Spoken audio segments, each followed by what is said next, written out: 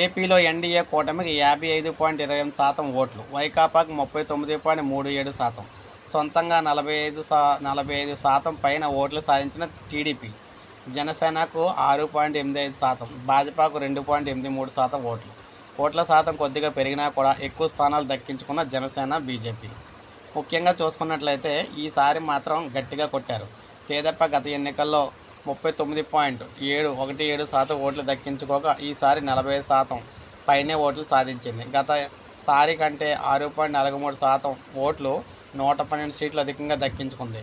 2019లో 175 స్థానాల్లో పోటీ చేసిన 23 స్థానాలకే పరిమితమైన తెదేపా ఈసారి 144 స్థానాల్లోనే బరిలోకి దిగి 135 స్థానాలు దక్కించింది. పోటీ చేసిన వాటిలో కేవలం 9 మినహా మిగతావన్నీ కూడా గెలిచింది. జనసేన గత ఎన్నికల్లో 5.6% ఓట్లు దక్కించుకోగా ఈసారి 6.85% ఓట్లు దక్కించుకుంది. గత సారి కంటే 1.20% ఓట్లు అధికంగా సాధించినప్పటికీ సీట్ల పరంగా చూస్తే 21 స్థానాలు అధికంగా అయితే దక్కించుకుంది. 2019లో 132 స్థానాల్లో పోటీ చేసి ఒకే ఒక్క సీటుకు పరిమితం కాగా ఈసారి 21 స్థానాల్లో పోటీ చేసి 100% స్ట్రైక్ రేట్తో అన్ని సీట్లు గెలిచింది. భాజపా గత ఎన్నికల్లో 0.24% ఓట్లు సాధించగా ఈసారి 2.83% ఓట్లు దక్కించుకుంది. 2019లో 173 స్థానాల్లో పోటీ చేసిన భాజపా ఒక్క సీటు కూడా దక్కించుకోలేదు. ఈసారి మాత్రం 10 స్థానాల్లో పోటీ చేసి 8 స్థానాలు దక్కించుకుంది.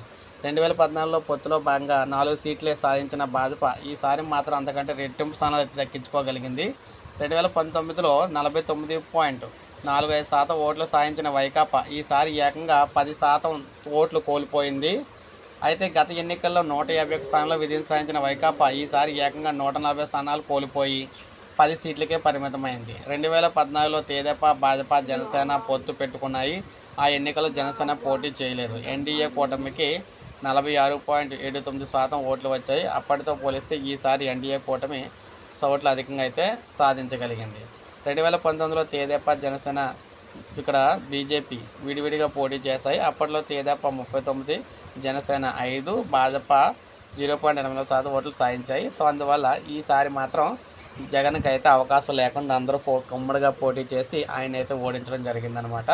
సో ఇది మనకు లేటెస్ట్ అప్డేట్. ఒక లైక్ చేయండి, సబ్స్క్రైబ్ చేసుకోవాలి, మన ఛానల్ సబ్స్క్రైబ్